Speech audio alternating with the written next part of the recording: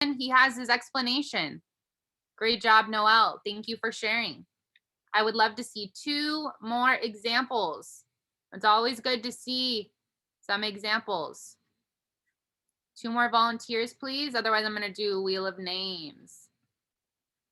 2 more volunteers. 2 more volunteers. Oh, Davin, I see your hand. Thank you. Okay. Go ahead.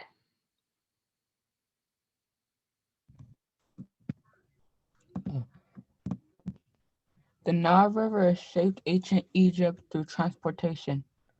Body paragraph 2. To the image field of reeds, it shows that transportation were a way to get food and more things to place to place. The Nile River was helpful in getting water, food, and cleaning clothes. The and sail makers, boat making. Problem. Um, a mummy. Oh, wait, probably a mummy being taken to a temple. It That's got blurry. okay. Awesome. If you need help editing that, let me know. There's a couple typos, but this is great. So I see the claim. Davin's talking about transportation in this paragraph. Then we have the evidence that he is pulling from, or the document he's pulling evidence from, which is Field of Reeds, that image. He talks about what he sees in it. And then we have some of an explanation. Great job, Davin. We just got to go back and edit a few things. But other than that, that's great. Thank you for sharing. Awesome. I'd love to see one more example, please. One more before we get into our conclusion for today. One more example.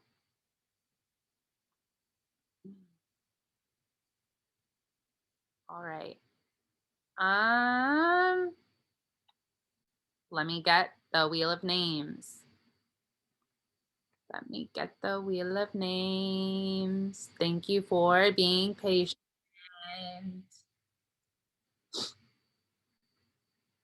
Okay, so period 3.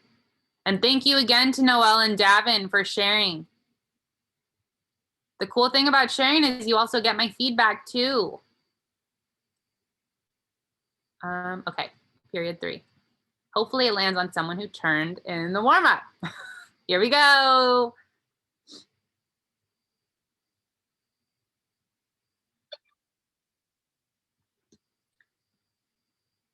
Yay, Carla. Okay, Carla, I'm gonna go over to Nearpod and I'm gonna click on. Miss Frank, it's because I almost didn't finish it because I didn't finish my body paragraph number 3. Okay, so what did you submit into the warm-up? Oh, the beginning? Okay.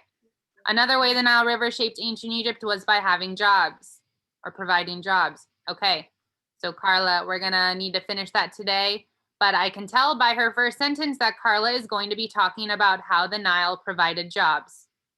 And then you're gonna be using the Nile River flood cycle as evidence. Okay, Carla, let's make sure to finish that, but thank you for putting what you have so far. All right, so if you have not finished your body paragraphs, that's going to be the first thing you're going to do today. But before you get started on that, I do want you to listen to what I want to see in your conclusion. All right, so let's get into today. Again, good morning, happy Tuesday. The only supplies you'll need today are or is the essay builder. You need to have it up on your screen for me, please. And just a reminder that tomorrow is an asynchronous day. So today we're working on our conclusion paragraph.